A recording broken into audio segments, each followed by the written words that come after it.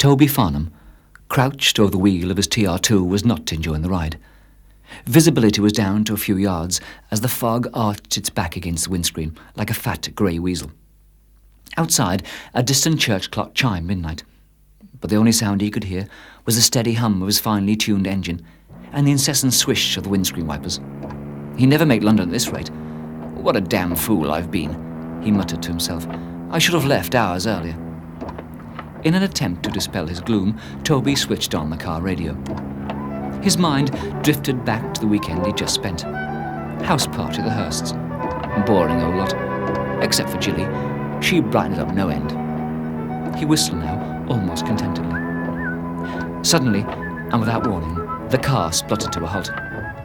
He cursed softly to himself. Running out of petrol at this time of night, in filthy weather in the middle of nowhere. What foul luck. He switched off the ignition, the windscreen wipers, and the radio. Rather than sit all night imprisoned in his car, he decided to brave the elements for a while, in the hope of finding a garage, even a farmhouse, anything. He took a deep breath and got out. The fog leapt upon him, its paws on his shoulders, clinging to him, pushing its cold tongue into his nose and ears. He stumbled on blindly. What a pea souper! The only sounds he could hear were his own muffled footsteps and the occasional hoot of a distant owl.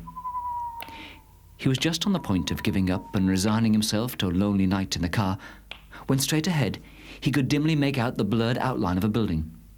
Too big for a farmhouse, manor house more like, even some sort of church. No lights on anywhere. He groped along the outside looking for an entrance. He found it, a heavy wooden door slightly ajar. Putting his left shoulder to it, he pushed and pushed. It creaked slowly open. He was in just in time as the door clanked shut behind him. Strangely, there was no handle on the inside. It was pitch black, and wherever he was locked in. He cursed softly to himself.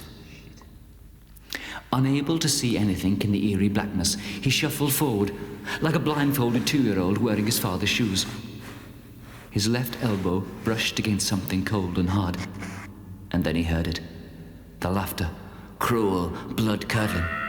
He turned around, and as he did, collided with what seemed like a coffin. A werewolf howled. He turned and ran. Footsteps echoed after him. Thunder rumbled all around. The wind roared. He crashed into a wall. There could be no escape.